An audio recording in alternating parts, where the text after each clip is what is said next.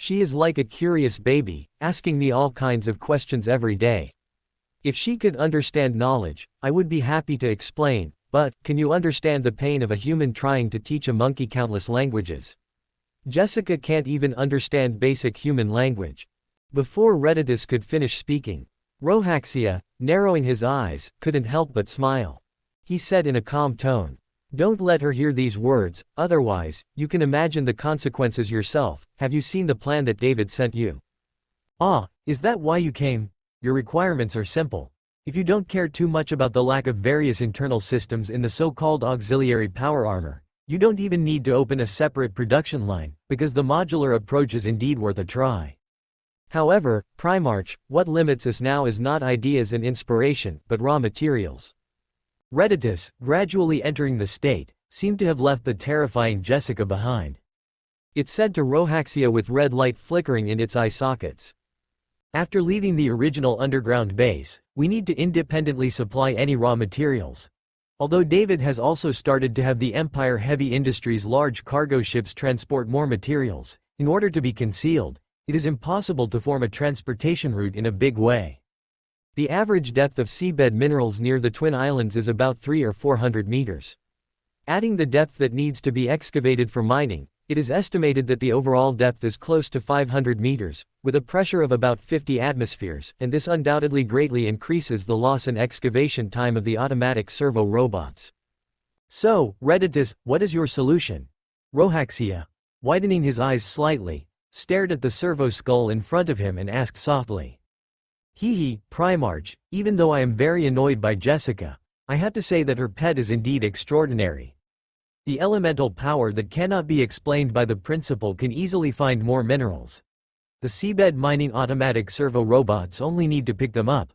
What I need now is your order and permission." Of course, we also have other alternative methods now. The metal shell of the space derelict ship and the living metal after the remelting and activation of those space Necron metal bodies can also become materials for casting auxiliary power armor. It just seems a bit wasteful," Reditus said without hesitation with red light flickering in its eye sockets. Roche had long understood Reditus's thoughts. Despite its seemingly casual barrage of words, the central idea boiled down to one thing. That was to get Magnum to help it mine, thus achieving the perfect plan of escaping Jessica and obtaining more minerals in one fell swoop. Of course, Roche had no objections to this. At least Reditus had now learned to ask for permission. So, Roche had Reditus first use Necron living metal to create 5 sets of powered exoskeletons to see the results.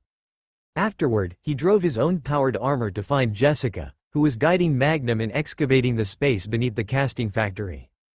After a detailed discussion between the two, Jessica successfully tricked Magnum into becoming a foreman miner for 50 pounds of candy a day. Only Reditus's desire to get away from Jessica was completely thwarted. Motivated by the candy, Magnum even successfully restored some of its missing instincts and gained self-sufficiency. In other words, it could work independently. Roche didn't care about the love-hate relationship between Reditus and Jessica. That was their business, and it could be considered a bit of spice in their dull lives. In the following half-month, Roche continued to lead the gangdogs in brutal training sessions. He also constantly monitored the outstanding gangdog members, and temporarily selected 5 very excellent candidates from among them. Number 1, the white guy Craig, nicknamed Gum. His overall comprehensive quality was the best, with the most outstanding willpower and patience. Number 2, the Comanche man Horn, nicknamed Chief. His shooting skills were very outstanding, and after physical enhancements, it was said that his dynamic vision could clearly capture the trajectory of bullets, and his nerves could react almost simultaneously. Number 3, the Asian Gao Chi, nicknamed Executioner. He was skilled in infiltration and assault, and also the candidate who understood the various tactics Roche explained most thoroughly. If suitable, he could even become the squad's commander. Number 4, the Mexican, Big Bane of the Bane brothers. Nicknamed Beer, he excelled in close combat, was introverted, but had a bit of madness in his bones. Number 5, the Mexican, Little Bane of the Bane brothers. Nicknamed Bucket, he was the tallest and physically strongest member of the team. Inside the base's large training ground, Roche, wearing powered armor, stared expressionlessly at the 5 gangdogs in front of him. He took a deep breath and said faintly, "Do you know why I selected you 5 out of more than 400 people?" Report, Leader, we don't know, the 5 muscular men with straight backs roared in unison. That's because you are the best performers among all the candidates. You will face far more difficult battles than in the past, and encounter far more troublesome enemies than in the past. But at the same time, you have temporarily gained the qualification to fight alongside me. Let me state in advance that the places I go to are often the most dangerous and terrifying areas on the battlefield. I will equip you with the best weapons and protection, but I cannot guarantee that you will survive after stepping onto the battlefield. If you feel scared in your hearts, you can bring it up now. As your leader, I allow you to withdraw from the stormtrooper squad and return to the gangdog unit." Roche, squinting his eyes, scanned the 5 men of varying heights in front of him and said loudly, "We fear nothing, we never compromise." After a brief silence, the 5 men roared in unison once again. "Very good, very spirited." A smile appeared on the corner of Rock's mouth, and he raised a hand and waved it lightly. In the next moment, teams of automatic servo robots carrying metal components of powered exoskeletons entered the training ground. What you see before you now are powered exoskeletons with almost the same functions as the powered armor I'm wearing. In fact, in terms of materials alone, these powered exoskeletons using living metal are far more valuable than my powered armor. Roche, driving his powered armor, walked up to the crowd. He stared at the stormtroopers who were being fitted with powered exoskeletons by the automatic servo robots and continued. "This powered exoskeleton will greatly enhance your defense and your already considerable strength. Moreover, the advantage of modularity is that as long as the power backpack, which serves as the power source, is not completely destroyed, the remaining damaged parts can continue to support your actions. But the most important thing is that, wearing the exoskeletons, you can use our standard weapon, the bolter. I believe all of you have envied the bolter I often use, right? However, I think some of you must have secretly used the bolter." At this moment, Roche, driving his powered armor, leaned slightly forward. He picked up an ordinary standard bolter from the mechanical arm of an automatic servo robot. With a half-smiling expression on his face, he stared at the 5 men in front of him and asked softly, "Report, Leader, I once secretly played with it, relying on my strongest physical strength. But later I was bedridden for half a month and couldn't move." Mr. David approved the panacea. The 5 men who were being equipped with powered armor by the automatic servo robots couldn't help but look at each other. Among them, Little Bane, the tallest, suddenly said to Roche, "Very good, Little Bane, for a long time to come, none of you will leave this weapon."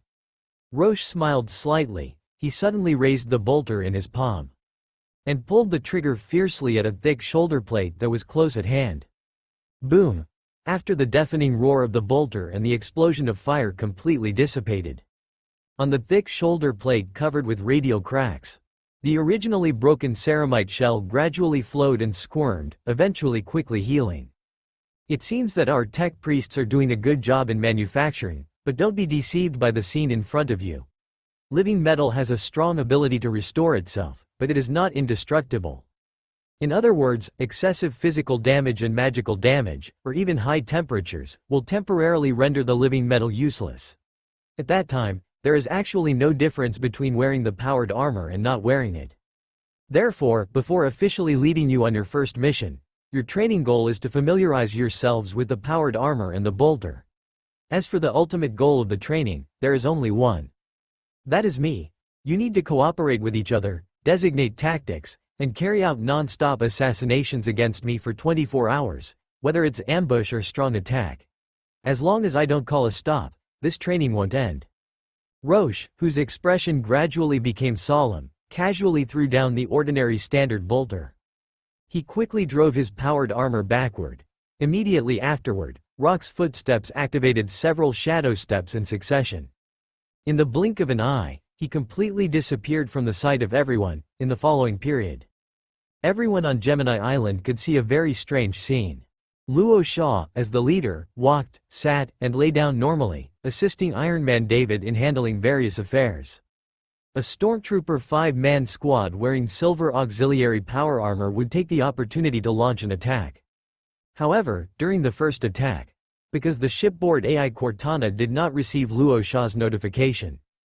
In the blink of an eye, it mobilized a large number of Crusher Guard to surround the entire Stormtrooper squad. If Luo Sha hadn't been quick-witted and stopped him, the elites he had painstakingly selected would have been completely chopped to pieces by a chainsword. So, the headache-stricken Luo Sha had to order Iron Man David to announce to everyone. Everything that happens next is just normal training and exercises. And the weapons that both sides can use are limited to ordinary standard-issue bolters, and only fists and feet are used for close combat. Even the bolters loaded by each other are specially made low-power bolters by Ready Tust.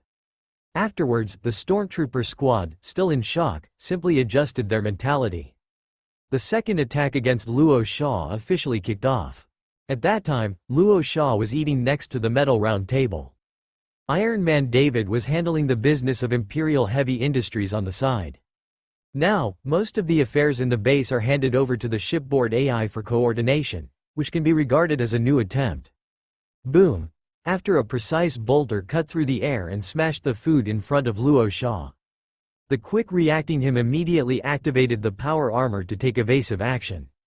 At the same time, the bolter hanging on his waist also slid into his palm. Unfortunately, before Luo Sha could turn around and fire a few shots, the chieftain, kneeling on the edge of the passage, used extremely precise shooting to force his bolter into a state of damage. At the same time, the tall figures of the Bane brothers also quickly passed through the spacious base hall and pounced towards Luo Sha. Luo Sha casually threw away the scrapped bolter. Without wearing a helmet, he rushed towards the attacking Bane brothers without hesitation. If the Stormtrooper squad chooses a ranged attack, Luo Sha might have a headache. After all, the other party has more people and more guns.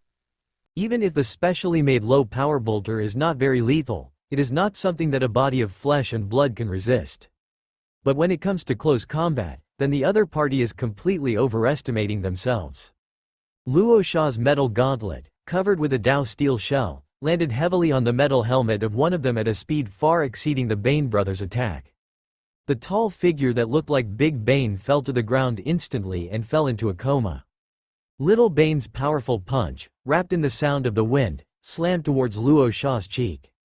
But it was dodged in the blink of an eye by the shadow step immediately launched under his feet. Subsequently, Little Bane, who did not have time to launch the next attack, also suffered a heavy blow from behind. The metal helmet was carrying metal cracks that were still being repaired and fell to the ground, temporarily losing combat effectiveness. At this moment, Gao Qi, who was responsible for coordinating and commanding the squad, seemed to confirm that Luo Sha's close combat strength was irresistible. He immediately launched uninterrupted firepower suppression against Luo Sha with Craig and the chieftain. Luo Sha repeatedly dodged while driving the power armor. He bent down and grabbed the bolter from the Bane brothers' waists. With a blank expression, he didn't even go to the metal round table to put on his helmet. Instead, he directly raised a thick arm to block in front of him. Ignoring the impact of the low-power bolter, he launched a charge and shot at the other party. A few minutes later, Luo Sha, who was taking every step carefully, forced Gao Qi and others back to the corner of the base passage. He knocked the three of them unconscious with a few punches and kicks, and then ordered the automatic servo robot to transport them back to the base hall. After everyone was completely awake, Luo Sha, with a smile on his face, did not reprimand them in any way. Instead, he carefully analyzed the flaws in their tactics and combat methods. So, after absorbing a lot of experience and lessons, the Stormtrooper squad underwent a short rest. Once again, they planned a series of attacks on Luo Sha. Their familiarity with the performance of power armor and bolters is also increasing day by day. When everyone's combat skills training was almost done, Luo Sha, whose physical recovery was problematic due to the large amount of shadow step used in a short period of time, couldn't help but temporarily call a halt to this training method. Iron Man David gave a thumbs up to Luo Sha's special training plan. After all, the only problem is that the consumption of the leader is a bit too much. The training is temporarily over. Luo Sha's body also quickly recovered. After thinking about it, he ordered the energetic Stormtrooper squad to torture the Gang Dog squad. By the way, continue to select some reserve candidates. Soon after, inside the brightly lit base hall, the shipboard AI, quietly staying in the corner, was quickly processing various affairs on Gemini Island. Iron Man David, who was temporarily freed, was introducing the investigation of Leviathan to Luo Shah in front of him. My lord, the investigation into Leviathan is temporarily over, and very little information can be obtained. I have to say that an intelligence organization's blockade of information and data is quite strict.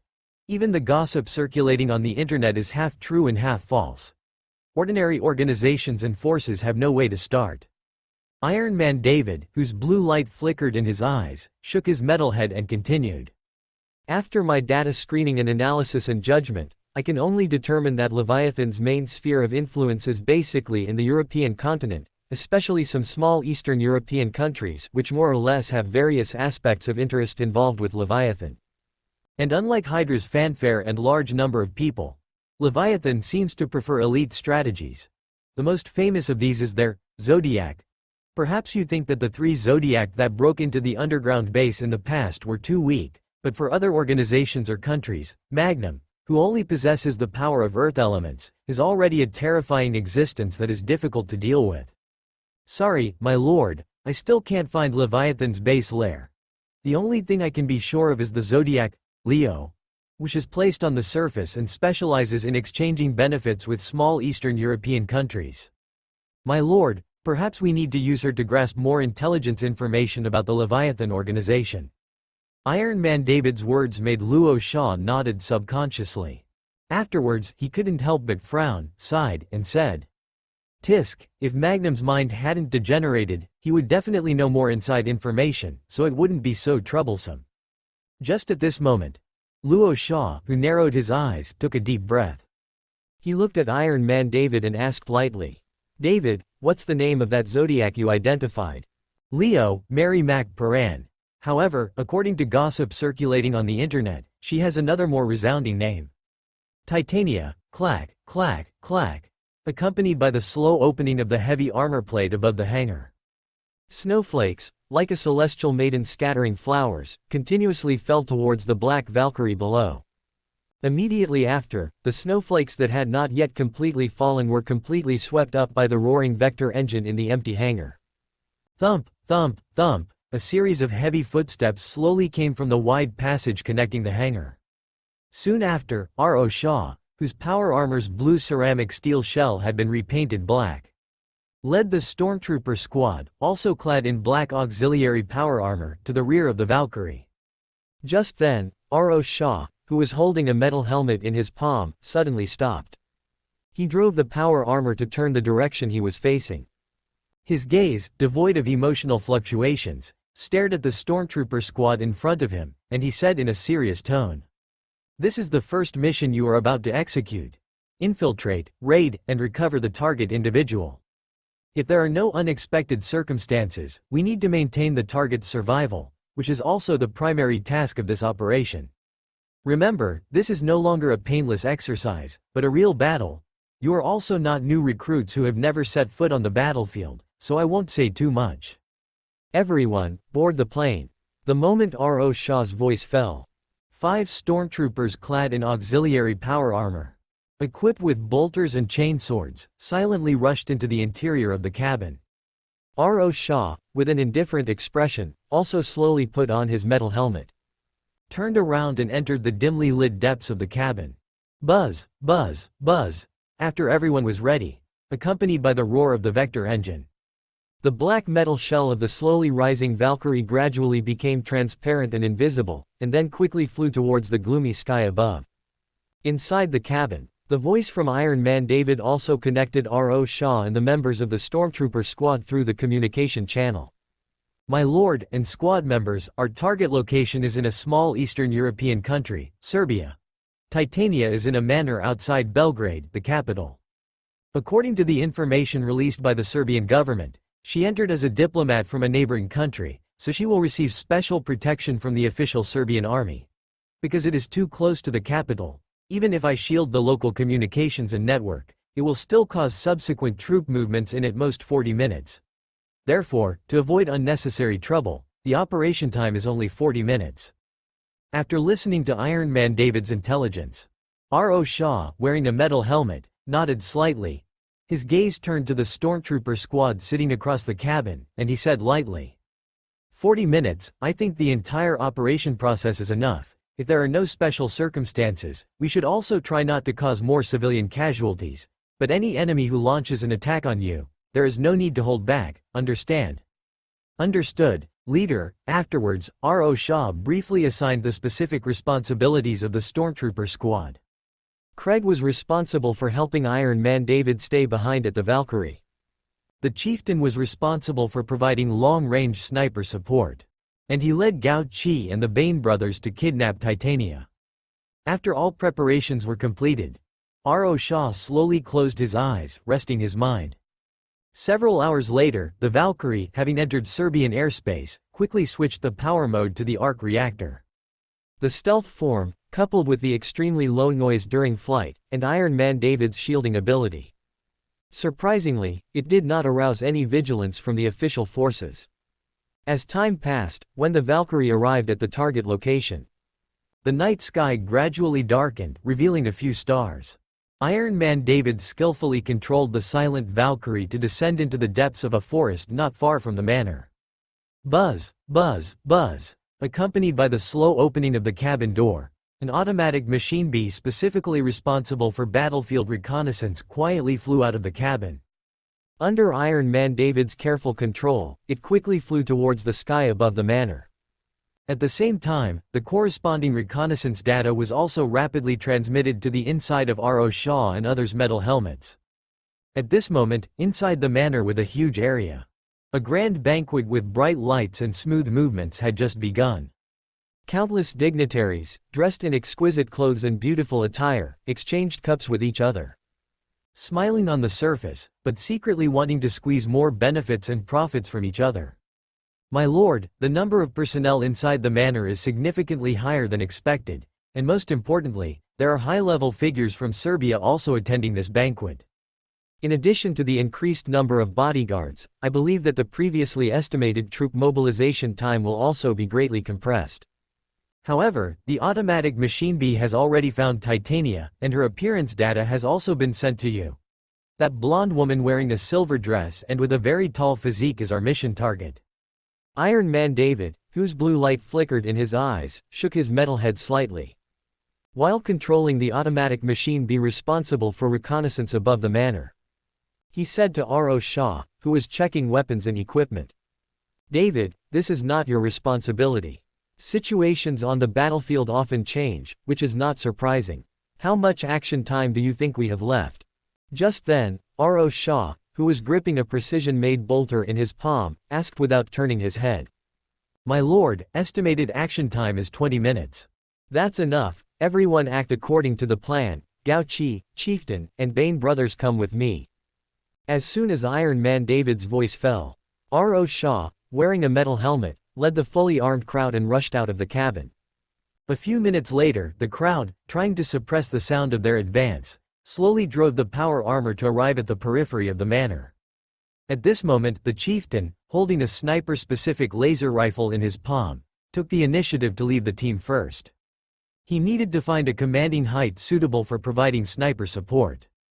R.O. Shaw, carefully examining the environment ahead through his goggles, gave a few tactical gestures to the three people behind him. Gao Chi and the Bane brothers immediately dispersed to the surrounding areas.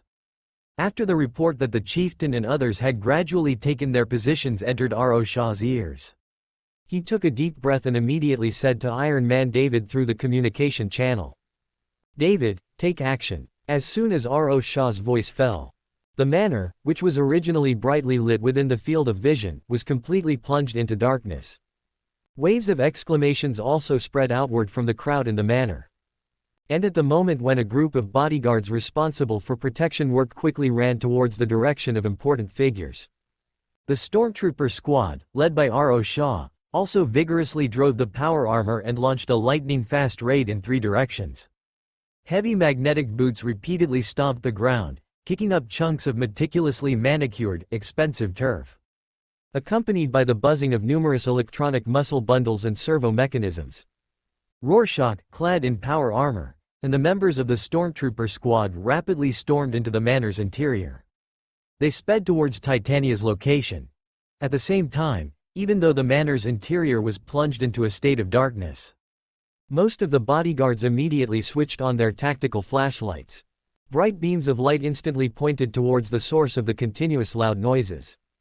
Enemy attack. Protect the general. Armored car. Start the armored car. Amidst the countless urgent shouts, bodyguards wielding large-caliber automatic rifles swiftly turned their weapons.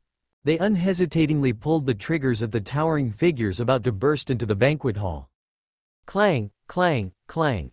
However, apart from the showers of sparks caused by countless bullets striking the ceramite armor, nothing could stop the stormtrooper squad's fierce charge. Boom, boom, boom. The next second, Rorschach instantly raised the expertly crafted bolt gun held tightly in his palm. With extreme precision, he repeatedly pulled the trigger at the commanding officers within the bodyguard ranks. Instantly, terrifying bolts, accompanied by the whistling of tearing through the air, brutally blasted the unprotected humans into chunks of flesh and blood splattering everywhere. Some shattered internal organs even landed on the chests of several elegantly dressed noblewomen, causing them to instinctively emit chicken-like, shrill screams. At the same time, any bodyguards who hadn't lowered their weapons were targeted by the stormtrooper squad's bolt guns one by one. Then, they were completely blasted into fragments of flesh and blood by the fired bolts. At this moment, perhaps the exceptionally tragic scene of death before their eyes had caused everyone in the banquet hall to freeze. None of the guests present even entertained the thought of turning around and fleeing. They simply stood there dumbfounded, like quails trembling in fear. Thump, thump, thump, accompanied by the heavy thud of magnetic boots. Rorschach's towering figure swiftly passed by the bodyguard ranks that had temporarily lost their ability to resist. He grabbed the necks of some bodyguards who subconsciously wanted to retaliate and threw them forcefully onto the grass outside. A few seconds later, deep within the chaotic crowd that was constantly retreating, a robust blonde woman wearing a silver gown, with a height of almost 1 meter and 95 centimeters, appeared within Rorschach's field of vision. At this moment, besides Rorschach quickly identifying the mission target, Gok, and the Bane brothers, clad in power armor, also noticed the large blonde woman who was very conspicuous in terms of both figure and build. They subconsciously slowed their pace and slowly surrounded her. "Who are you? Do you not know who I am?" At this moment, facing the encirclement of 4 black metal giants, Titania, the target, actually issued a hoarse question without changing her expression. However, she received no response. The silent Rorschach abruptly raised his thick arm encased in ceramite armor and waved it. Gok and the Bane brothers, who were already prepared to attack, rapidly propelled their power armor and pounced on the opponent. Overestimating yourselves. However, the blonde-haired Titania did not reveal the slightest hint of fear. A hint of disdainful sneer faintly surfaced on her face. Her 2 bare feet, shod in high heels, forcefully stomped the smooth, bright floor. Boom! In an instant, an extremely terrifying force actually erupted outwards from Titania's body. Even the floor beneath her feet instantly cracked into spiderweb-like fissures that rapidly spread outwards. At the same time, accompanied by Titania's agile movement of suddenly turning around, Gok, who had approached the opponent's back and was clad in power armor, was forcefully struck in the front of his heavy chest armor by a tightly clenched fist with a golden ring hanging on its wrist. Thud! Accompanied by a buzzing, loud noise from the metal collision.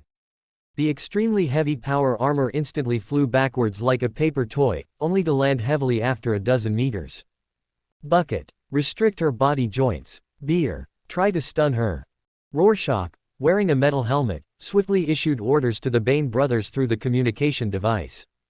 Subsequently, he abruptly drew the buzzing chainsword from the back of his power pack and propelled his power armor forward. From the beginning of formulating the plan, everyone had determined that Leo Titania was a superpowered individual. They just hadn't expected that her ability would be such a simple, yet such a troublesome, terrifying brute force. Ha! The next second, Bane, codenamed Bucket, rapidly approached Titania, who intended to continue swinging her fist. Even he, the strongest in terms of physical strength, didn't dare to choose a head-on confrontation after noticing Gok's brief flight. While propelling his power armor to dodge sideways, His two arms covered in ceramite armor forcefully extended, fiercely entangling Titania's thick right arm that hadn't been retracted. At the same time, Bane's iron fist swiftly cut through the air and heavily landed towards the target's nape. Damn steel bastards. However, at this moment, the grimacing Titania once again erupted with extremely terrifying brute force from her towering body. She even disregarded the obvious exposure after the silver gown tore. Exposing her entire robust, towering body, she once again swung her other fist. Seeing that the situation had changed, Bane's iron fist, which hadn't yet landed, had no choice but to change its attack motion. He immediately propelled his power armor to extend his arms and firmly locked Titania's thick left arm. Even his two thick metal legs forcefully inserted themselves into the gap beneath the opponent's legs, tightly clamping a muscular thigh that wanted to forcefully lift, also forcing Titania to kneel on one knee on the shattered floor. Buzz, buzz, buzz. Even so, the power packs of the two auxiliary power armors were still emitting extremely low buzzing sounds outwards. This was enough to prove that Titania's terrifying brute force still had room to resist against the two power armors. In a flash, Rorschach, who was propelling his power armor forward, finally arrived in front of Titania. He unhesitatingly raised a metal iron fist, wrapped layer upon layer in ceramite armor, and heavily landed above the opponent's forehead. Thud, accompanied by an extremely muffled sound of flesh colliding. Titania's blonde head couldn't help but tilt back forcefully. Her angrily widened eyes also subconsciously rolled back.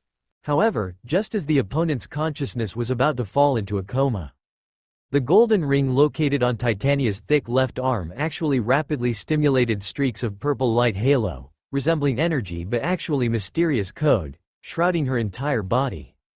In the blink of an eye, Titania's towering body gradually became blurred. At this moment, Rorschach, whose eyes were widened inside the helmet, immediately realized that teleportation technology was the life-saving measure of the Leviathan Zodiac. He forcefully raised the buzzing chainsword in his palm. He unhesitatingly chopped down fiercely towards Titania's left arm shoulder. Ah! The rapidly spinning, sharp-saw teeth easily severed Titania's entire arm.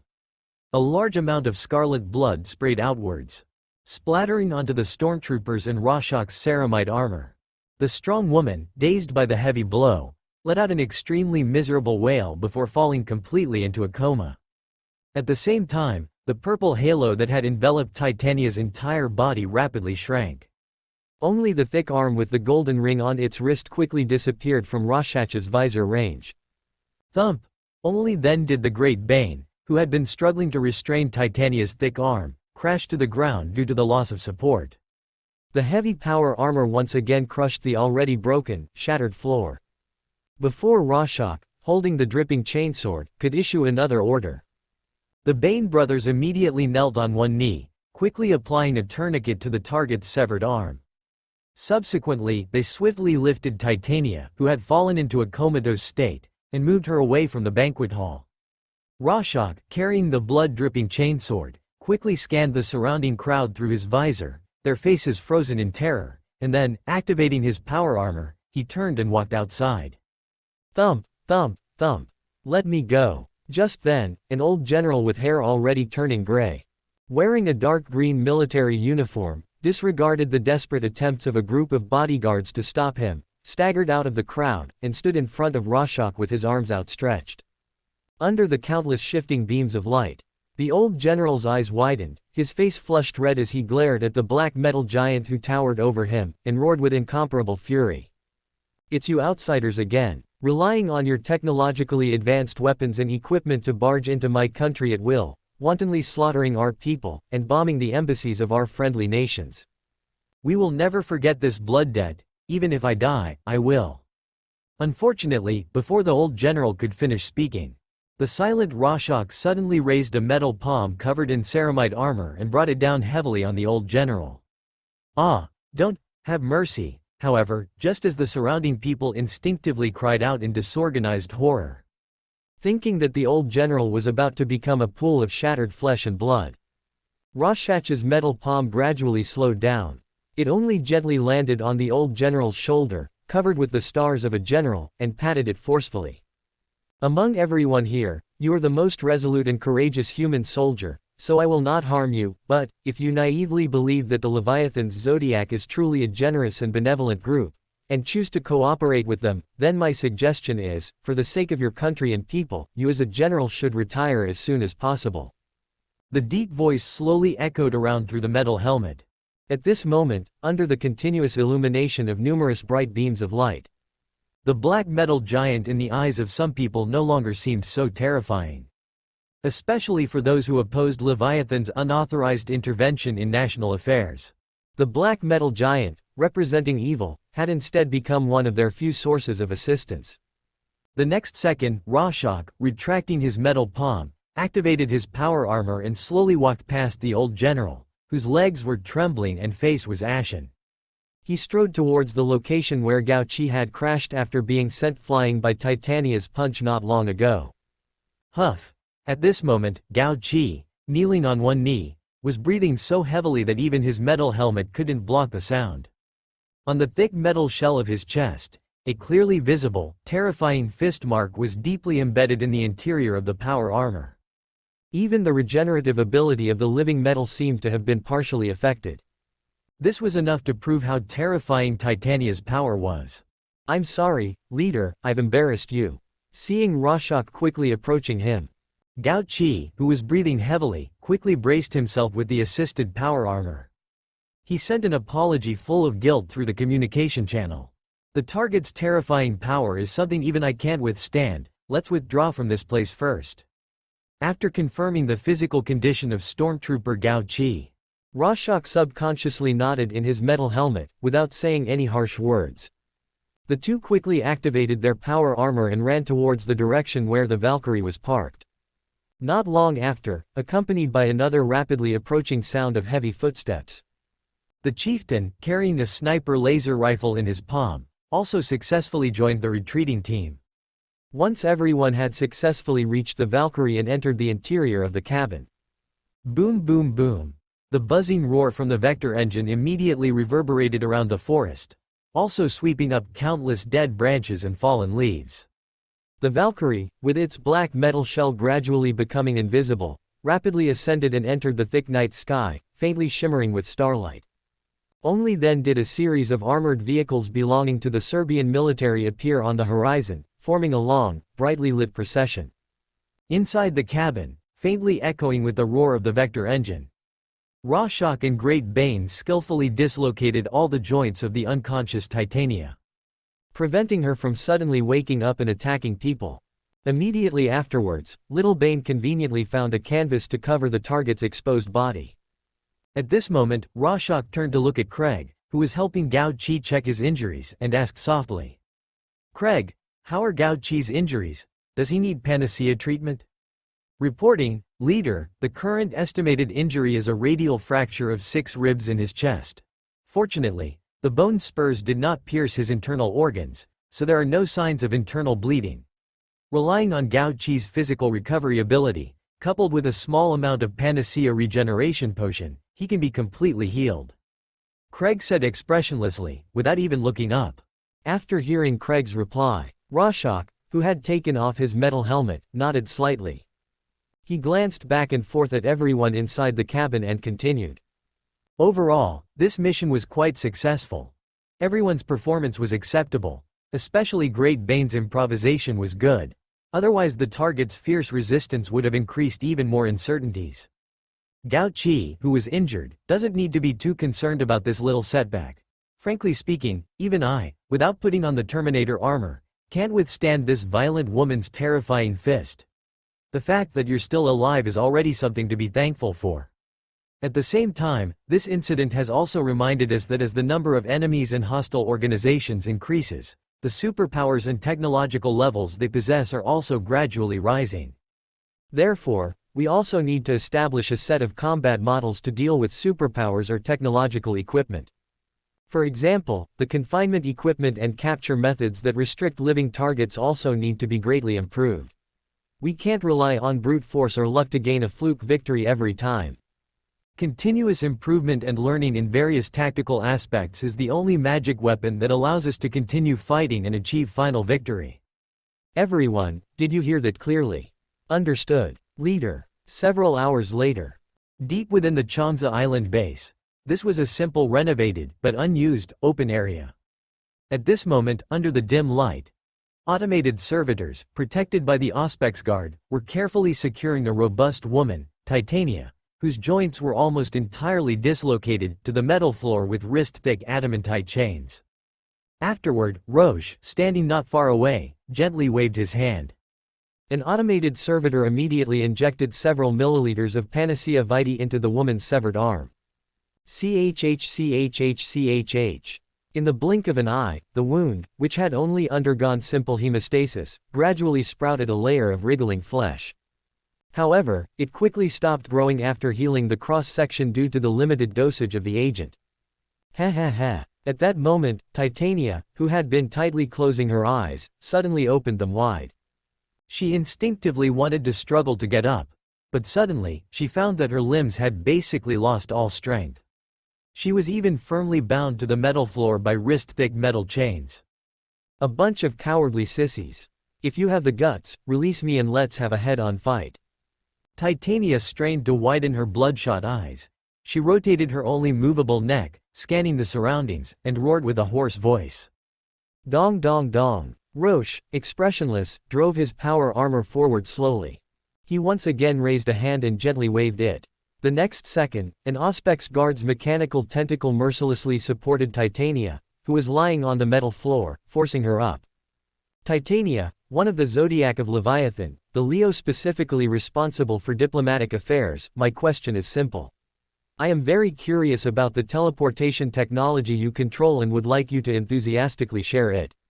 If you personally don't mind, you can also tell me where your lair is. Rorschach looked down at her and asked in a calm tone. However, before he could finish speaking, Titania, with a distorted expression, spat forcefully at the metal giant in front of her, and she roared in a low voice. The style of this mechanical armor, you're the Terra Stellar Legion, aren't you? It seems that those idiots in Magnum have failed again. You want to know Leviathan's information. Come on, lick me until I'm comfortable first. Ha. Rorschach, squinting, glanced at the saliva that had landed on his magnetic boots. He listened to Titania's continuous nonsense, but there was no emotional fluctuation on his face. The next moment, a team of automated servitors slowly arrived behind Rorschach, carrying piles of newly crafted, fragmented metal objects. I know you are a tough nut, even tougher than most men, so, I specially asked my tech bureaucrats to prepare many small toys for you to pass the time. For example, this sharp weapon specially used for peeling skin. If it is controlled by an automated servitor, it can precisely control the degree of damage. It is said that if everything goes smoothly, a complete human skin can be removed without causing you to faint, and you can also admire your own healthy and fleshy body. And this, my tech bureaucrat specifically told me that this is a torture instrument imitating the Tyrannid. It can rely on the ubiquitous sharp gears inside to drill into the human body, crushing all the bones in your body bit by bit. At this moment, as Rorschach explained in a calm tone with an expressionless face. In Titania's originally distorted expression, a fleeting hint of fear vaguely emerged in the depths of her eyes. She quickly took a deep breath and said with a sneer. Ha, what's the ability to torture a woman? Sissy, if you have the guts, just kill me. Kill you? Rorschach, interrupted by the other party, looked down at Titania with a smile that was not a smile. He casually took out a crystal-clear ice-blue gemstone from the storage space below the power backpack. After showing it to the other party, he said softly.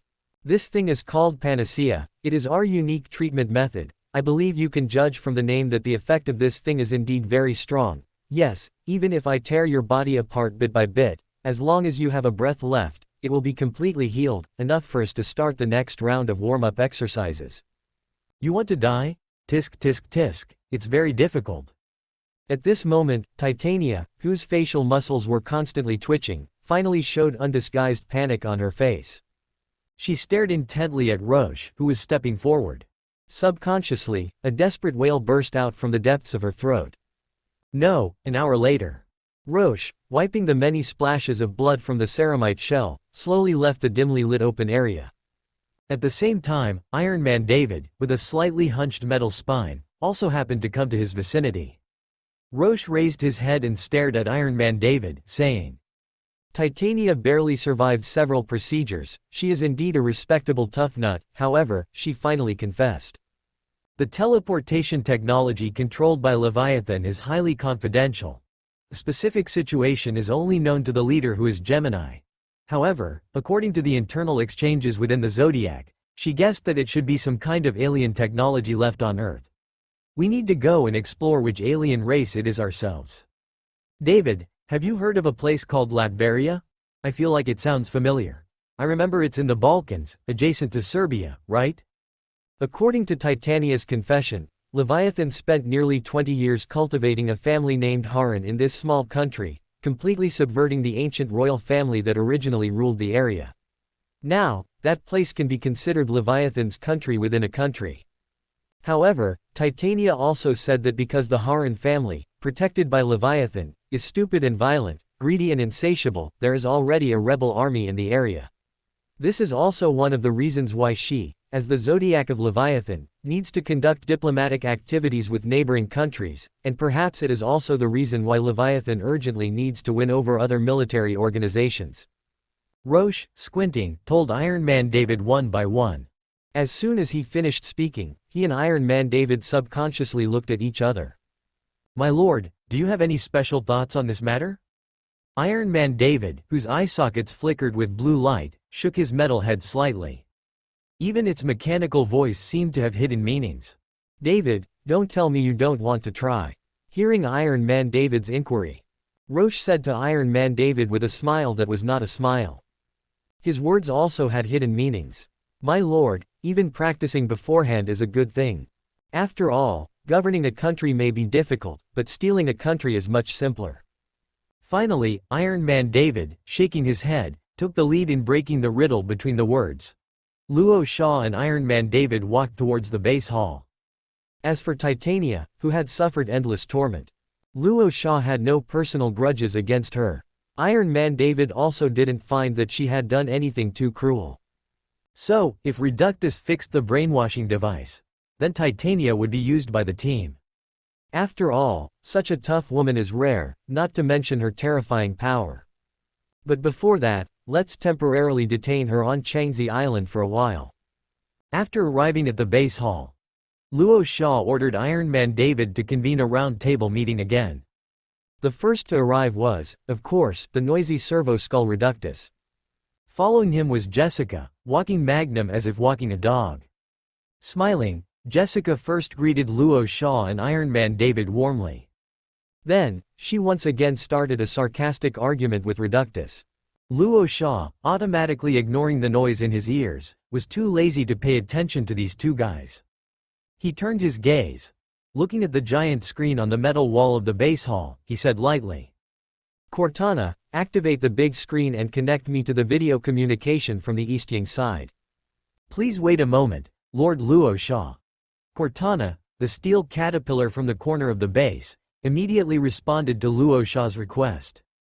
The next second, Bucky and Old John, with much rosier complexions, appeared in the center of the screen.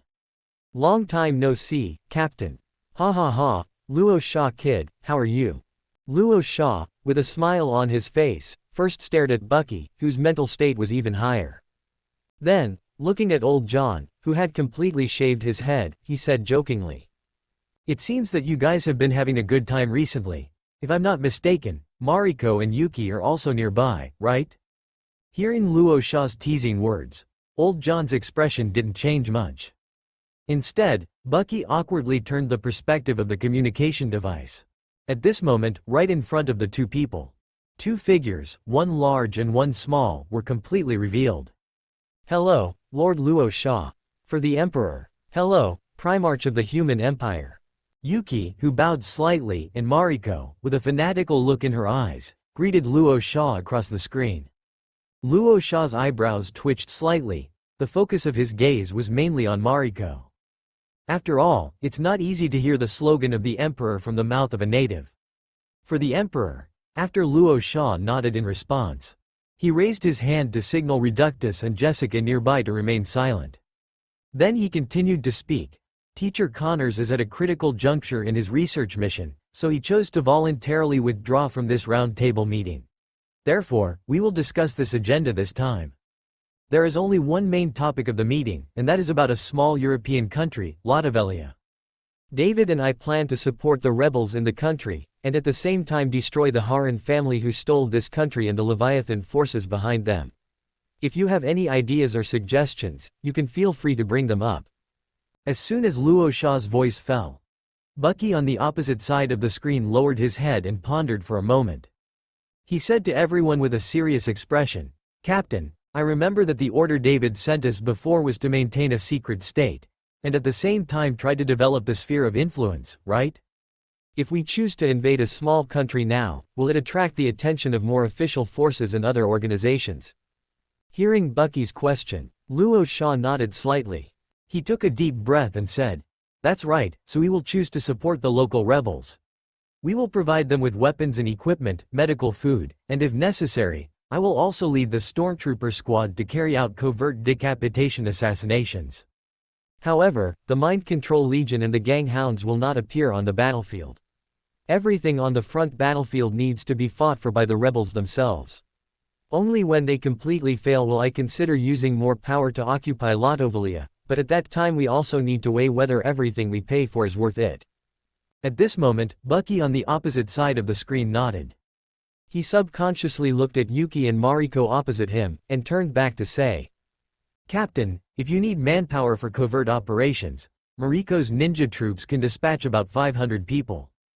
There's no rush on this matter. We need to contact the rebels first. By the way, Bucky, how are the orphans you've gathered arranged?" Luo Shah waved his palm lightly, temporarily rejecting the other party's proposal, and continued to ask. "Lord Primarch, Mr. Bucky is not very familiar with this, so let me report it. We have chosen some remote mountainous areas to build the Shola Progenium. According to the many suggestions provided by Mr. David, we have divided them into 2 academies, one for boys and one for girls. We have also received the corresponding training manuals. I am temporarily serving as the principal of the Shola Progenium. You can rest assured that I can guarantee the children's loyalty. However, the only problem is that Mr. Old John is too cruel in his training of male students. If it weren't for the panacea of rebirth provided by Mr. David, I'm afraid the number of injuries and disabilities would have increased a lot." Mariko in the screen was giving Luo Shah a series of reports. She subconsciously turned her head and glanced at the smiling Old John. A trace of deep disgust for the Asgardians seemed to be faintly revealed in the depths of her eyes. Perhaps, the only successful brainwashing effect was too excellent.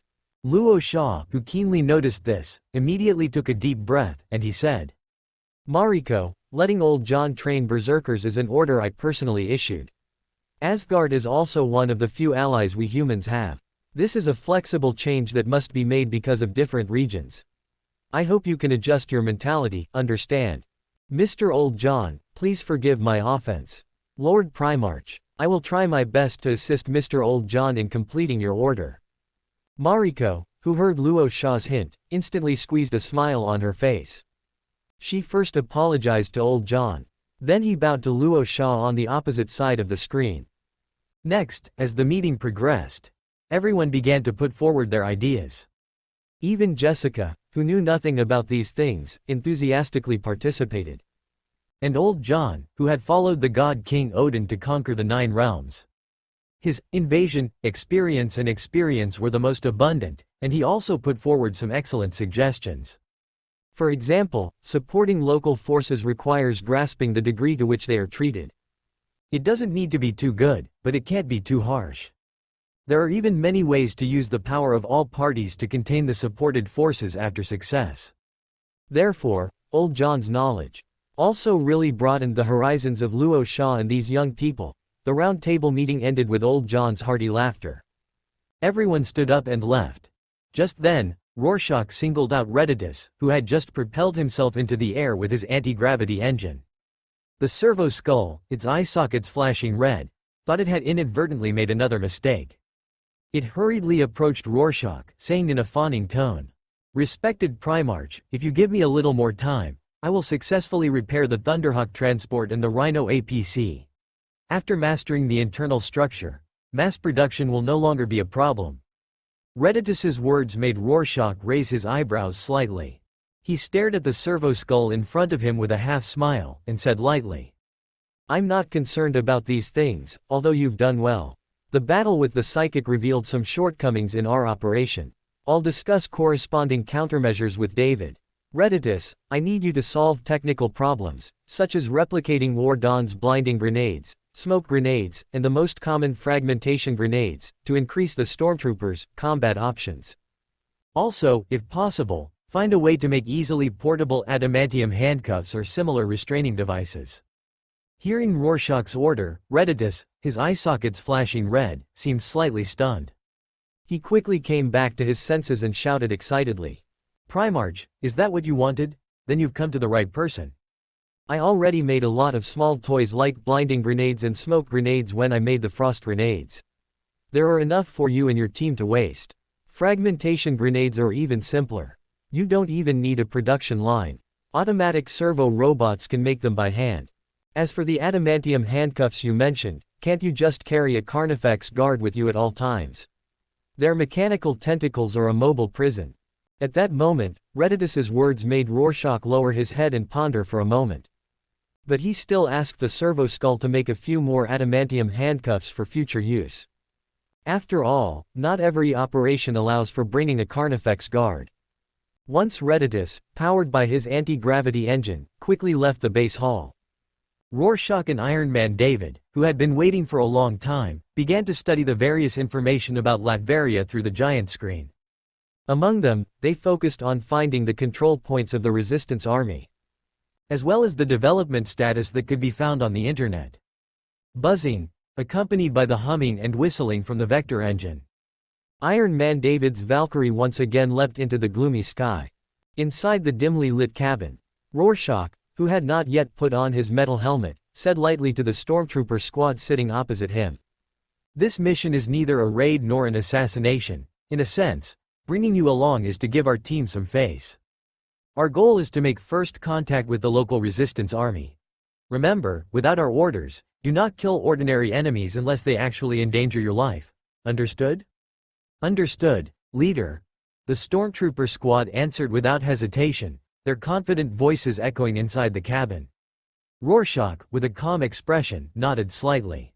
His gaze first glanced at the various special grenades placed on the auxiliary power armor waists of the others. Then, his gaze fell on a large supply box in the corner of the cabin, nearly 2 meters wide and tall. It contained some weapons and equipment to gain the initial trust of the Resistance Army. Of course, whether the other party can successfully obtain it will depend on their attitude towards strangers. Several hours later, the cloaked Valkyrie once again arrived in the Balkans and successfully entered Latveria's airspace, because the Harlan family, who had controlled this place for many years, was too greedy. The army used to suppress the civilians was well equipped, but the concept of building the Air Force was still stuck in World War II. Besides some dilapidated propeller planes, there were only a dozen helicopters specially used to show off the family's power. As for the Navy in the Black Sea port, according to Iron Man David's satellite reconnaissance, dozens of speedboats were their only ships. Crack! The 3 metal struts extended by the Valkyrie, which had exited stealth mode, quickly snapped off many nearby thick branches. It slowly landed on a narrow clearing deep in the woods. The heat emitted by the vector engine, which had gradually stopped humming, quickly melted the thin layer of snow under the belly of the aircraft. Faintly rising wisps of white smoke. Click, click, click. As the cabin door gradually opened, Rorschach, wearing a metal helmet and driving the power armor, stepped out.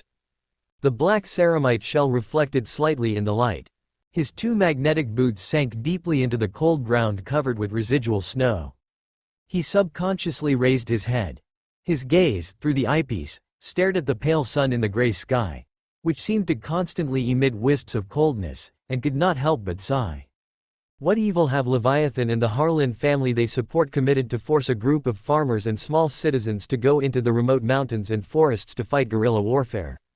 Now, Rorschach and others have successfully arrived in the northern mountainous area of Latveria. According to the traces that Iron Man David barely detected through extremely weak communication channel radio waves, The only stronghold and control area of the Latvarian resistance army is here. My lord, in order to avoid alarming the other party too much, I chose a landing point quite far from the location of the resistance army. There are still about 10 kilometers to go. I hope you don't mind. Iron Man David, who had poked his metal head out of the cockpit, stared at Rorschach's back outside the cabin, and said apologetically, "It's okay, David. This distance is easier than breathing for us." Come on, power boys, let's warm up together. Rorschach rotated his metal helmet. He looked at the Bane brothers, who were lifting the large supply box, and the other team members who were checking their weapons and equipment. He issued a relaxed command from the communication channel. Having learned of the nature of this mission, the stormtrooper squad, in a rare moment of relaxed mental state, exchanged glances with each other, then chuckled and followed behind Rorschach. After temporarily bidding farewell to Iron Man David, who was guarding the Valkyrie, the group began to move quickly towards the target location, and soon traversed the relatively flat terrain, officially entering the cold and desolate mountainous area. A heavy magnetic boot heavily crushed a small stone buried in the snow. It also supported the power armor to continue walking up the steep hillside. Sha Luo did not allow the stormtrooper squad to slow down or hide their tracks. He even wished for the outer sentries of the rebels to discover them in advance, thus reducing unnecessary conflicts.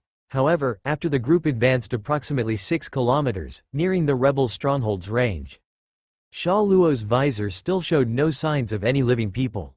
Only some hibernating animals that felt the ground vibration were accidentally awakened. Startled, they cautiously poked out their confused little heads. Just then, Sha Luo suddenly raised his hand, signaling them to stop advancing.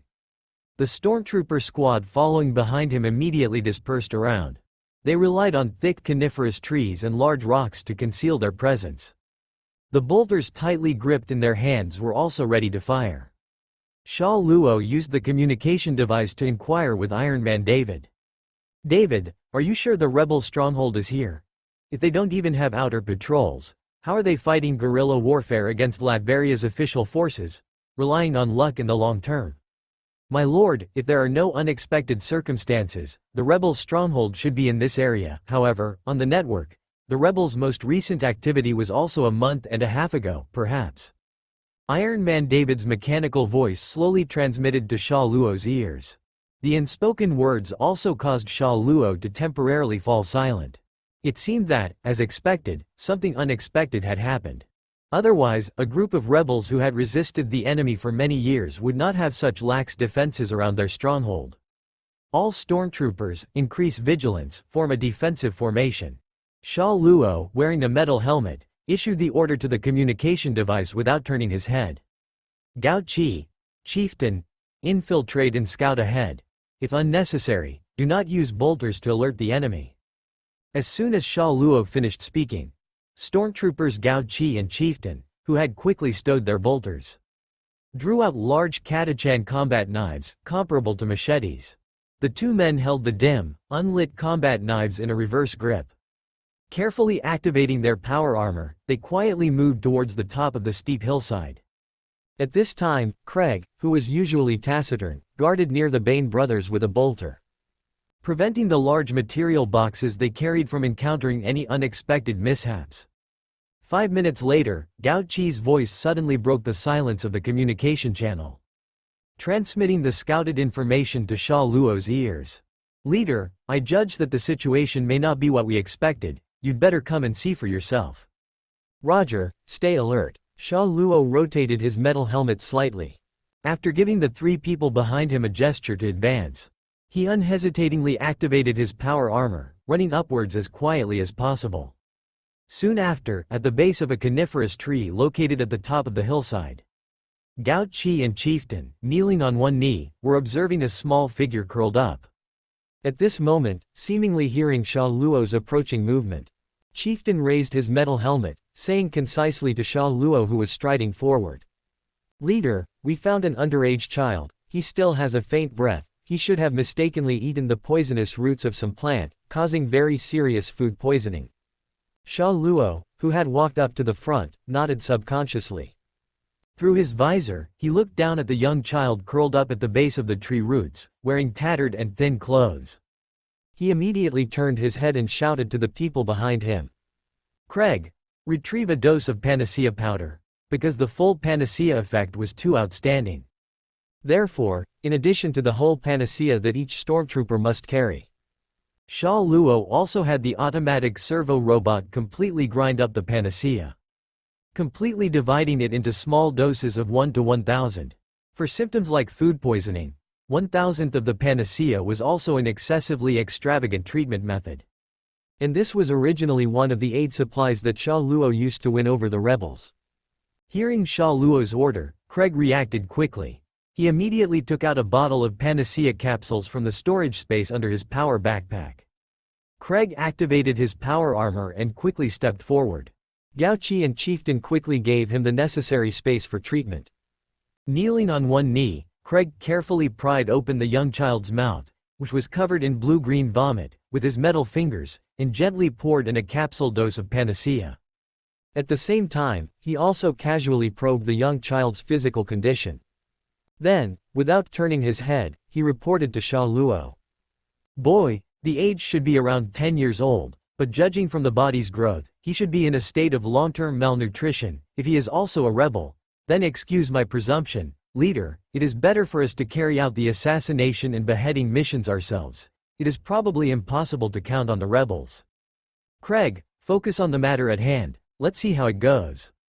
Sha Luo, wearing a metal helmet, did not explicitly answer the other party's words. He just stared at the little boy, whose face was gradually turning rosy, through his visor, and fell into contemplation. At this moment, as the panacea powder gradually exerted its due effect, the little boy, whose eyelids were trembling slightly, opened his eyes with a dazed expression. He first blinked his small eyes with a pair of green pupils for a while. Then he noticed the several black metal giants surrounding him.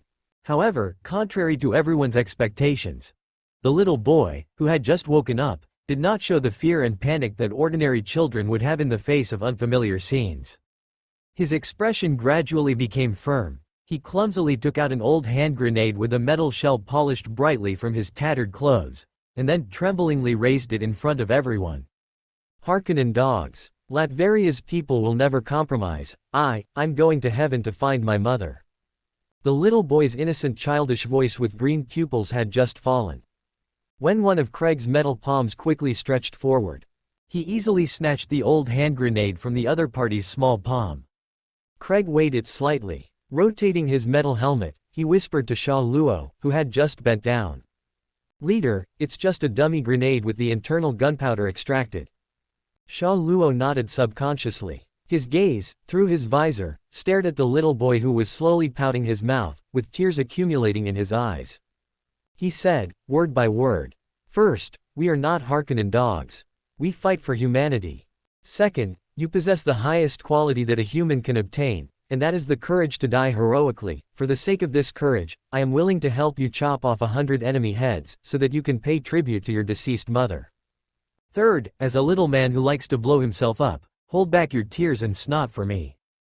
Before the words were finished, the little boy, who was wiping his snot and tears with his tattered sleeves, was slightly stunned. The whole person instantly turned from a low sob into an uncontrollable wail.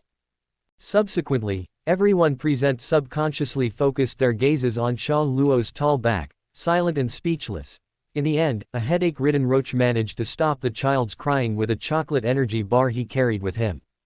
After a brief exchange and inquiry, Roach and the others learned that the little boy's name was Kane. He was indeed a member of the resistance.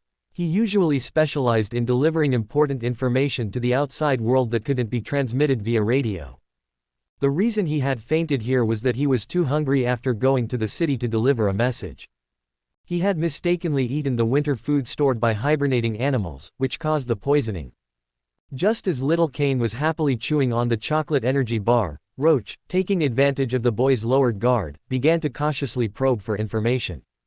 Soon after, based on snippets inadvertently revealed by Kane, whose mind was immersed in the taste of the sweet treat, Roach and the others quickly pieced together a picture of the Resistance's internal situation, though its accuracy was unknown. Due to the Harran family's continuous search and strict laws, many civilians who had originally helped the resistance were forced to cut off their food supplies to protect themselves. As a result, the resistance's area of activity gradually shrank from the outskirts and edges of the city to the desolate mountains. Just as they were trying to establish an import channel for food through foreign grain merchants, the resistance's original leader suddenly disappeared. As a result, not only was the morale of the army greatly affected, but the external communication channel, which only the resistance leader knew, was also completely lost. This has led to the current resistance being trapped in the mountains. Perhaps before long, they will disband on the spot due to practical factors. Dong, dong, dong. As the coniferous forest, with snow remaining on the tops of the crowns, trembled slightly, 5 tall black metal giants were striding through the forest. Among them, the 2 tall figures at the rear of the group were constantly carrying a huge material transport box. At the same time, in the arms of another black metal giant, who was carrying a burst rifle in one hand, sat a little boy with an excited expression. Uncle, is your team still recruiting? When I grow up, can I also wear such a cool mechanical armor? I also want to become like Iron Man? At this moment, Kane, unable to help but widen his eyes, touched the power armor everywhere with a pair of flushed little hands, and said excitedly. As soon as he finished speaking, Roach, who was walking at the front of the team, said without turning his head. First, I also have Iron Man's mechanical armor. Apart from being able to fly, it doesn't have any special advantages. Second, the cool experience you think of as a lifelong career. Once you join, you won't be allowed to retire unless you die in battle. Little Kane, if you can live to that time and successfully join, you will understand what these words I said really mean. Oh, so that's how it is, uncle. Little Kane, trying his best to curl up in Craig's arms, nodded with a vague understanding. However, just as his curiosity was strong and he was about to continue asking questions, suddenly, swoosh! Along with a buzzing vibration that pierced the cold air, a double-edged battle spear with a bronze luster suddenly shot out from the shadows of the trees, quickly attacking Roach, who was in the lead. HMPH. Roach, wearing a metal helmet, instantly locked onto the weapon flying in midair through his visor. Along with the subtle buzzing sound emitted by countless electronic muscle fibers and servo devices, he suddenly activated the power armor, and his 2 magnetic boots stepped forward on the ground in succession. Immediately afterward, a metal palm covered with a ceramic steel shell had quickly reached out and firmly grasped the double-edged battle spear. At this moment, a clear female voice, as cold as a glacier, also quickly reached Roach's ears. Put down Kane. At this moment, Roach, holding the double-edged battle spear in his palm, slightly turned his metal helmet. Behind a thick tree not far away, a young woman with long brown red hair braided into pigtails drew a cold, gleaming hunting knife from her waist and launched a desperate attack on the entire team without hesitation. Sister Zola. The next second, the double-edged battle spear in Roach's palm immediately danced. His tall body also crashed head-on towards the other party. However, just as the double-edged battle spear he wielded was about to completely block all the young woman's attack routes, Kane's sharp childish voice quickly echoed around, and even the accumulated snow seemed to shake down a lot. Don't fight, Sister Zola. They are good people, they saved me. Uncle, that's my sister. She's also a member of the resistance. Before Kane could finish speaking, Roach, who was wielding the battle spear, suddenly stopped his heavy steps. Wearing a metal helmet, he stared at the young woman in front of him, who was also on guard, and subconsciously took a few steps back, and sighed, shaking his head. Are you people of Latveria all so brave? What are you relying on to deal with me? A battle spear? Roach said in a low voice as he casually threw the double-edged battle spear in his palm towards the young woman's position. Clap! The young woman, with a wary expression, skillfully caught the powerful battle spear. She first carefully glanced at the little boy Kane, who had been gently placed on the ground by the black metal giant. Then, her cautious and scrutinizing gaze fell on Roach, who was almost within reach. Who exactly are you people? What are you doing here? We are the saviors of the resistance, and also the only organization that can cooperate with you on an equal footing, if you want to completely eradicate the Harran family, as well as the Leviathan hidden behind them, and save Latveria as it is today, then our existence is the descending angel you desperately desire. Roach, wearing a metal helmet, stared through his visor at Zola, whose face had never lessened its vigilance. He took a deep breath and said in a calm tone, "Of course, I need to discuss the specific matters with your Resistance's new leader. I believe that as long as it is a sane adult, they will definitely not refuse such a huge temptation." After listening to Roach's brief words, a few traces of hesitation and indecision seemed to appear between Zola's eyebrows. Just as she couldn't make up her mind whether to choose to believe these strangers, Kane, who was shaking his short legs and trotting all the way to the front, broke the final deadlock. I saw him carefully take out a half-eaten chocolate energy bar from his arms and hold it up to Zola with a smile, and said loudly, "Sister Zola. Look, it's chocolate. The uncles gave it to me when they saved me, but I couldn't bear to finish it. I wanted to save it for Sister Zola to taste." What a good boy. At this moment, Zola, whose vigilance had gradually decreased a little, raised her hand and touched Kane's little head. Then, her gaze slowly focused on Roach's helmet visor. "The current resistance doesn't have anything worth coveting by outsiders. If you don't believe it, then come with me. Thank you all for your support." After the tense atmosphere between the two sides eased a lot. The woman with the pigtails named Zola and Kane led the way for Roach and the others. Roach, while using gestures to make everyone vigilant, drove the power armor to follow. Soon after crossing another hill, the group finally arrived inside the Resistance's base. Speaking of base, it is actually a cave dug under the hills in a sheltered position, enough to accommodate a family. Afterwards, wooden fences made of trees were surrounded around the cave. Zola and Kane's return attracted the attention of some sentries. When they saw the black metal giant following behind the two people, an extremely shrill warning whistle resounded above the pale sky. Immediately afterwards, middle-aged and elderly people with tattered clothes and pale faces due to lack of nutrition ran out of the cave one by one. They only had 300 to 400 people holding old guns. But even when facing the power armor that far exceeded common sense, they still unhesitatingly aimed the dilapidated weapons in their palms at the tall figures of Roach and the others. However, before Roach could say anything, Zola, holding Kane's hand, immediately ordered everyone to put away their guns. After the other party briefly introduced Roach and the others as allied forces, the expressionless middle-aged and elderly people gradually returned to the depths of the cave.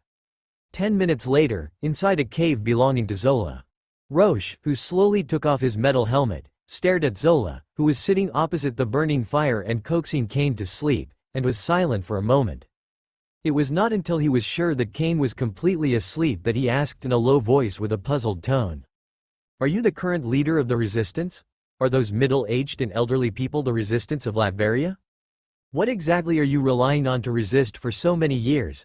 According to the intelligence information on the internet, haven't you already occupied most of the agricultural areas in the country and are planning to launch an attack on the capital city? Why doesn't the actual situation match the propaganda on the internet?" That's right, a month and a half ago, the future of our team was indeed bright, but now, I can tell you clearly that the current Resistance army no longer has any capital worthy of your outsiders coveting. Zola, who was gently stroking Kane's hair, seemed to show a sneer from the corner of her mouth. Her gaze stared at Rock's inhuman cyan wolf eyes, and she said in a low voice, "A small operation to seize supplies and cut off the enemy's supply route accidentally turned into a fatal betrayal. Several high-level members of the Resistance army who had fought with us until now suddenly chose to sell our leader Victor to the Herring family for some reason. Victor's capture not only led to the loss of nearly half of the Resistance army's combat power, but also the agricultural areas that had been controlled were quickly taken back by the Herring family, and stricter guards were implemented. We who retreated in a hurry quickly fell into a state of running out of ammunition and food. And in order to be able to rescue the leader Victor, almost all of the few young combat forces within the Resistance army were killed in battle. Repeated failures of rescue operations in a short period of time have also left only those old bones in the entire Resistance army who would rather starve to death than return to the rule of the Herring family. So, whether you are good people or bad people, it doesn't matter anymore. Because, no matter where you come from, no matter what you want to do, you are still too late after all." At this moment, listening to the slightly desperate and faint words of Zola, the temporary leader of the Resistance army, "I see. It seems that the actual situation is quite different from the truth I guessed before. Roche, who subconsciously narrowed his eyes, suddenly muttered in his mouth. However, do you think we are too late? Why'd I feel that it has just begun? Zola, is it? To be honest, are you people still willing to fight for Latveria, for your homeland? Before Roche could finish speaking, Zola, who took a deep breath, suppressed the constantly surging emotions and said without hesitation. If it weren't for saving the spiritual leader of the resistance army, Victor, if it weren't for that slim hope, we people would have chosen to perish together with the Herring family's army long ago. Instead of being like now, huddled in caves like animals, lingering on our last breath. Roche, whose face was flickering in the heavy firelight, suddenly put his palm on the metal helmet beside him. His gaze slowly crossed the fire-flickering bonfire. Staring at Zola, who had widened her eyes, he said softly. Very good. If I say, I can help you rescue the leader of the resistance army? Of course, on the premise that he is still alive. At this moment, her eyes changed several times. Finally, Zola, who seemed to have made a decision, gradually became solemn.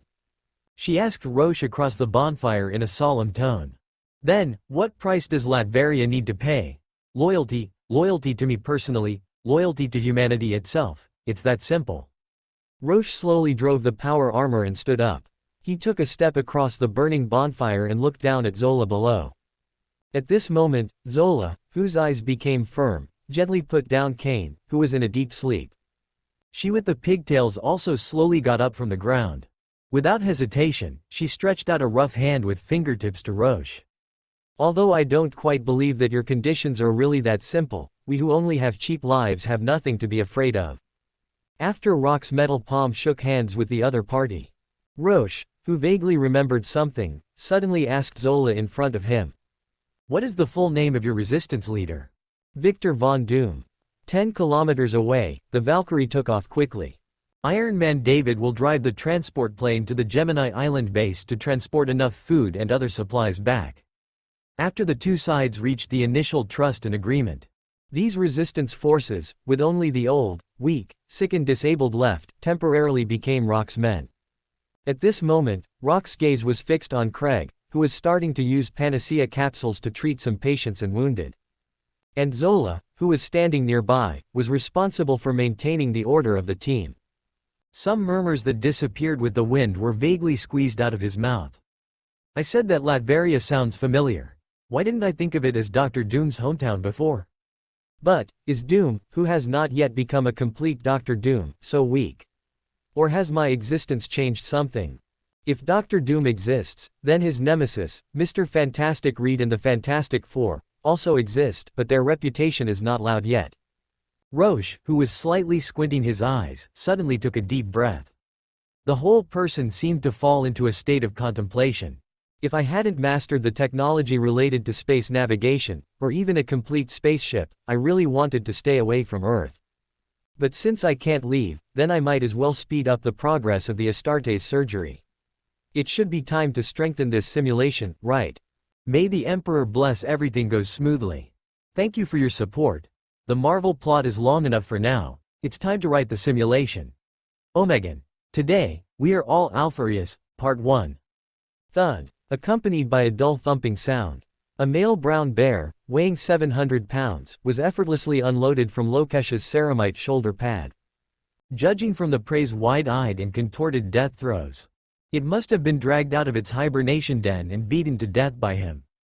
At this moment, Cain, who had just woken up, squeezed through the crowd of men, women, and children who were standing at a distance, watching. He paid no attention to the shock and fear that appeared on everyone's faces when they saw the brown bear's corpse. The innocent Cain stared with his pair of green eyes. His eyes were full of curiosity as he watched Lokesh, clad in power armor, bend down to process the brown bear's flesh and fur. Soon after, except for Craig, who was still examining the bodies of the rebel army's wounded, everyone else went out to hunt. The Bane brothers, Gao Chi, and the chieftain each brought back 4 red deer weighing around 300 pounds and a dozen or so cave rabbits of various sizes from the mountain forests. There were still a dozen hours before Iron Man David returned. Before the arrival of a large amount of supplies, the rebel army needed some emergency measures for food supply. In fact, the logistics personnel in the rebel army, led by Zola, were already racking their brains to maintain everyone's rations. However, they were afraid of exposing the base's location due to the overly dense gunfire. So, they couldn't successfully hunt large prey every time. And with the arrival of the icy winter, the limited amount of food remaining in the base became even more stretched. Therefore, to some extent, what truly earned Lokesh and the others the trust of the rebel army wasn't their miraculous medical skills that could cure all diseases. Instead, it was their generous sharing of the captured prey that successfully made everyone let go of their initial wariness. As piles of roaring bonfires gradually rose, the simple roasted meat stew, with only a little rock salt sprinkled on it, was also evenly distributed to every rebel by Lokesh. Squinting, Lokesh faintly saw a glimmer of light gradually rising in everyone's eyes. Hope, huh? Muttering to himself, Lokesh slowly turned around. Holding a portion of his own roasted bear meat, he walked towards the top of a nearby hill. Before this, he had already notified the stormtrooper squad and Zola, who had temporarily become his deputy. He needed to meditate and think about the action plan for later. Unless the enemy attacked, he didn't want anyone to disturb him. A few minutes later, Lokesh, holding the roasted meat, found an excellent location overlooking the entire starry sky. He activated his power armor and slowly sat down cross-legged. Then, he slowly chewed and swallowed the not-so-tasty roasted bear meat. When the gradually cooling roasted meat slowly entered his stomach, Lokesh wiped the solidified grease on his metal palm with the nearby snow. He casually opened the simulator that had been silent for a long time. He silently prayed to the Emperor for blessing in his heart. Then, Lokesh started the simulation without hesitation. Open black lens bracket simulation is starting, close black lens bracket. Open black lens bracket current identity, Space Wolves Bloodclot Webway Comorig Death Arena close black lens bracket. Open black lens bracket. Please select the identity to descend as first. Close black lens bracket. Open black lens bracket. If refused, a random descent will occur. Close black lens bracket. Open black lens bracket. Identity selection has been refused. Close black lens bracket. Open black lens bracket. Simulation is starting, close black lens bracket. Open black lens bracket. You have descended into the Warhammer universe. Close black lens bracket. Open black lens bracket. Time, close black lens bracket. Open black lens bracket. Location, close black lens bracket. Open black lens bracket. You have successfully descended into the mid-level cabin of a Conqueror-class armed freighter. Close black lens bracket. Open black lens bracket. You are sitting on a metal bunk bed in the middle level of the freighter, which exudes a faint, decaying smell. Close black lens bracket. Open black lens bracket. You blinked your eyelids slightly, gradually adapting to the dim light in the narrow room. Close black lens bracket. Open black lens bracket. You looked down at yourself and found that you were wearing a set of heavy carapace armor that had its green paint stripped off, and a dusty, blood-stained gray hooded cloak was draped over it. Close black lens bracket. Open black lens bracket. You slowly stood up and stretched your muscular but lacking any plasteel interface, large limbs. Close black lens bracket. Open black lens bracket. You walked to the washstand in the narrow room. Close black lens bracket. Open black lens bracket. You saw a bald, copper-colored head with a pair of thick eyebrows and a solemn expression in the blurry mirror. Close black lens bracket. Open black lens bracket. You couldn't help but crack a very ugly, stiff smile at the mirror. Close black lens bracket. Open black lens bracket. You turned around and compared the door frame and the metal bunk bed not far away, barely measuring your height to be around 2 meters and 67 centimeters. Close black lens bracket. Open black lens bracket. Unless I was exceptionally gifted since childhood, otherwise, this kind of physique and height without wearing power armor. Emperor, protect me. Please don't let me be a fallen angel hiding from the dark angel's pursuit. You couldn't help but blink your deep eyes, turning your head to look at your reflection and muttering to yourself. Close black lens bracket. Open black lens bracket. You vaguely sensed an ominous premonition. Close black lens bracket. Open black lens bracket. You immediately turned around and searched for anything in the narrow room. Close black lens bracket. Open black lens bracket. You only found a laser pistol that you carried with you and a strange-looking silver metal spear placed in a metal box, separated into several parts. Close black lens bracket. Zeno's weapon. Open black lens bracket. You subconsciously crouched down by the bed and examined this fragmented weapon that you had never seen before. Close black lens bracket. Open black lens bracket. You skillfully assembled all the parts. A 2-meter-long, two-headed silver spear was tightly gripped in your palm. Close black lens bracket. Open black lens bracket. You couldn't help but thrust forward a few times, and a terrifying buzzing vibration seemed to erupt in the turbid air instantly. Close black lens bracket. Open black lens bracket. You also accidentally discovered that the double-headed spear could be transformed into dual-wielded short spears at any time. Close black lens bracket. Open black lens bracket. Just as you were planning to continue studying this strangely shaped Xenos weapon. Close black lens bracket. Open black lens bracket. A series of footsteps from outside the cabin clearly transmitted to your ears. Close black lens bracket. Open black lens bracket. You casually stuffed the Xenos weapon that had just been disassembled into dual-wielded short spears into the position behind your waist and covered most of it with your hooded cloak. Close black lens bracket. Open black lens bracket. The next second, the metal door of the cabin was violently pulled open. Close black lens bracket. Open black lens bracket. Streaks of mottled light from the corridor of the cabin also reflected on your expressionless bronze face. Close black lens bracket. Open black lens bracket. At the same time, a middle-aged strong man with a bulbous nose and wearing dirty captain's clothes stared at you expressionlessly. Close black lens bracket. Open black lens bracket. Hey, big dummy. I'm willing to let you hitch a ride, but it's not free.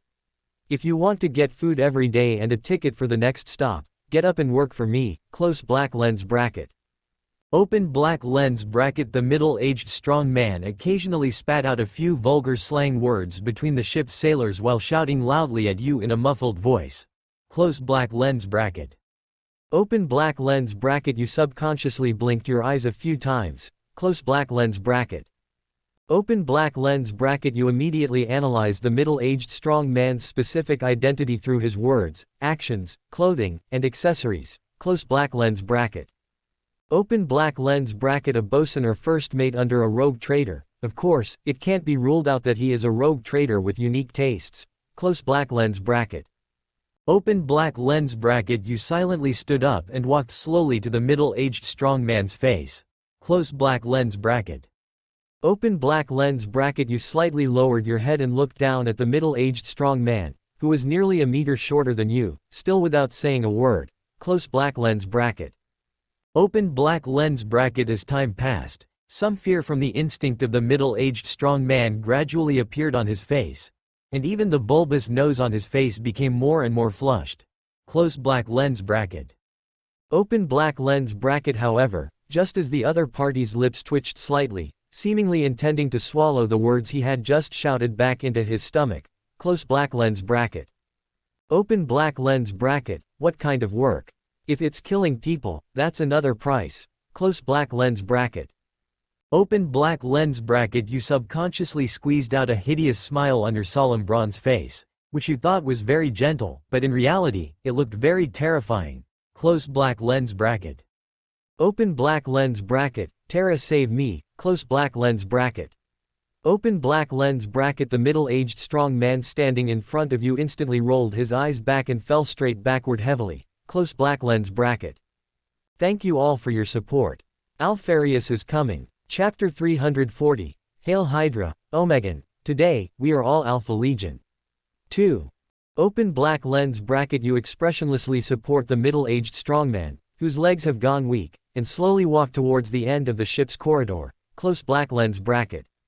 Open black lens bracket. You have just subtly learned the other party's name, Val. Close black lens bracket. Open black lens bracket. He is the captain of this Conqueror-class armed freighter, a third-rate merchant rogue barely making a living. Close black lens bracket. Open black lens bracket. You are the sole survivor he rescued not long ago from a pirate ship that had accidentally run aground. Close black lens bracket. Open black lens bracket. According to the other party's ramblings, you seem to have encountered some kind of terrifying alien attack before, and the entire ship of human pirates was torn into bloody pieces, almost covering the entire interior of the ship. Close black lens bracket. Open black lens bracket. Val, who originally planned to be a void scavenger, encountered you in a daze. close black lens bracket. Open black lens bracket. He came to you just now to get you, who is gradually regaining consciousness, to deal with the ordinary sailors in the lower decks who are trying to start a riot, close black lens bracket. Open black lens bracket. You considered it slightly and immediately agreed to the other party's request, close black lens bracket. Open black lens bracket. You also proposed better living conditions and dietary requirements to the other party, close black lens bracket. Open black lens bracket. The cunning merchant rogue Vald agreed to all your conditions without hesitation, close black lens bracket.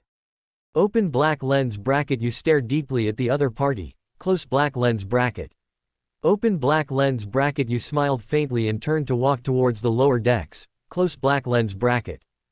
Open black lens bracket. Soon after, you successfully arrived at the lower decks, where both the living environment and air quality were even worse, close black lens bracket. Open black lens bracket. As soon as you stepped into the lower decks, a group of thin human sailors, like modified servitors, gathered around you, close black lens bracket. Hey, did that old miser Vald send you? At this moment, an ordinary sailor holding a simple stick weapon, exposing his rib-like, gaunt, bare chest, looked up at you and asked in a strange tone. If you are willing to return to your posts, I can pretend I never came, you said, looking at these sailors who were not afraid of you, trying to keep your tone peaceful. Ha, don't think we're afraid of you just because you're tall. We're going to start a riot now, to resist Vald's disgusting authority. Another sailor, so thin that only his large head was conspicuous, shouted at you, a pair of red eyes almost squeezing out of his sockets. That old miser Vald actually makes us human sailors do the work that only servitors can do. And he doesn't even let us eat our fill every meal. The most important thing is, there are alien monsters in the lower decks that suck human blood. If we continue to stay here, we won't even be able to survive. Open black lens bracket. At this moment, the sailor holding the simple stick suddenly raised the only weapon in his palm and let out an angry roar at you, close black lens bracket. Either you kill us now, or, get the hell out of the way. As soon as he finished speaking, everyone's eyes focused on you. I think I understand, and I also understand part of the situation. You nodded expressionlessly at that bronze bald head. Open black lens bracket. You immediately turned and walked towards the upper part of the lower decks, close black lens bracket. Open black lens bracket. Because you left too quickly, close black lens bracket. Open black lens bracket. The mysterious, fast-moving tall figure also plunged the sailors who were planning to start a riot into an extremely confused state, close black lens bracket. Open black lens bracket. Surprisingly, not a single one of them was willing to take a step out of the lower decks, close black lens bracket. Open black lens bracket. A few minutes later, you re-entered the lower decks with Vald's dripping head in one of your palms, close black lens bracket. From today onwards, I am the captain of this armed freighter. Does anyone have any objections? Open black lens bracket. You casually threw Vald's terrified head at the feet of the crowd, and the rolling head rolled for a long time before slowly stopping, close black lens bracket. I personally believe that a ship at sea can be without a captain, but it cannot be without many sailors. From now on, there will be no exploitation, everyone will do their job, food will no longer be limited, but no waste is allowed. You narrowed your eyes and continued. Open black lens bracket. At this moment, these sailors who were planning to start a riot gradually walked hesitantly to your front and bowed to you, close black lens bracket. Hello, Captain. Everyone shouted weakly at you. Open black lens bracket. You narrowed your eyes and took a deep breath. Close black lens bracket. Open black lens bracket. You drew out those two strangely shaped alien short spears from behind your waist again. Close black lens bracket. Open black lens bracket. In the next second, the sailors who had just gathered around you immediately scattered quickly around like frightened beasts. Close black lens bracket. What are you running for? Didn't you say there are blood-sucking alien monsters in the lower decks? Where was the last place they were discovered? You scanned the startled crowd expressionlessly. Your bronze bald head seemed to reflect slightly in the dim light. Captain, this way, please. The thin sailors glanced at each other and immediately rushed to your front in a panic. The flattering smiles on everyone's faces seemed unable to be suppressed any longer. Open black lens bracket. First week, you successfully took over this Conqueror-class armed freighter. Close black lens bracket. Open black lens bracket. You unexpectedly discovered that the merchant rogue Vald had no confidants or helpers on the ship. Close black lens bracket. Open black lens bracket. Even the only navigator, the old man, laughed at the other party's tragic death. Close black lens bracket. Open black lens bracket. This is also why Vald would ask a strong stranger he met by chance to help quell the riot of the crew. Close black lens bracket. Open black lens bracket. In the following period, you led a group of well-fed sailors, whose mental state had also completely changed, to try their best to clean up any dark corners on the armed freighter. Close black lens bracket. Open black lens bracket. Your spoils and gains include, but are not limited to, hundreds of shadowy specters that had almost become a blood-sucking family. Close black lens bracket. Open black lens bracket. The Xenophia drill worm, which used a dozen corpses as a hatching nest, and would have caused a swarm crisis if it had been discovered any later. Close black lens bracket. Open black lens bracket. There was even a large piece of Zoth blood locust egg mass mixed inside the transported cargo. Close black lens bracket. Open black lens bracket. Fortunately, the former Captain Vald was too stingy, and after the insulation layer of the cargo hold containing the goods failed, he did not choose to replace it. Close black lens bracket. Open black lens bracket. The cold temperature indirectly suppressed the development speed of the Zoth blood locust. Otherwise, none of the sailors on the entire armed freighter would have wanted to leave alive. Close black lens bracket. Open black lens bracket. Of course, your gains are not limited to eliminating these deadly threats. Close black lens bracket. Open black lens bracket. Among the many military fire cargoes transported by Vald this time, there was actually a set of Mark II Crusade pattern power armor hidden, but the Legion's livery on it had been completely polished off. Close black lens bracket. Open black lens bracket. It is unknown why this Astartes specific equipment, which ordinary people cannot even touch, ended up in the hands of a third-rate merchant rogue. Close black lens bracket. Open black lens bracket. Unfortunately, Vald has already been separated by you, otherwise you would have wanted to ask the other party about the specific origin of this power armor. Close black lens bracket. Open black lens bracket. However, you do not have the plasteel interface for connecting the power armor on your body. Close black lens bracket. Open black lens bracket. This Mark II Crusade pattern is not a force feedback mortal power armor either. Close black lens bracket. Open black lens bracket. You are not very willing. Close black lens bracket. Open black lens bracket. You don't feel much sense of security in a flesh and blood body without power armor protection. Close black lens bracket.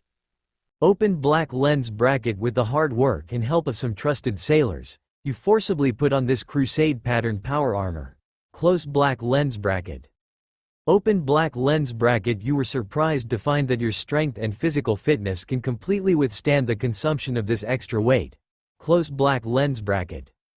Open black lens bracket. Your whole person was first overjoyed, and then gradually fell into a state of contemplation. Close black lens bracket. Who could I be? You thought silently. Thank you all for your support. For more thrilling fanfiction stories like this, check out my channel Fanfic audiobook. Dive into epic adventures, mysterious realms, and legendary journeys brought to life through immersive storytelling.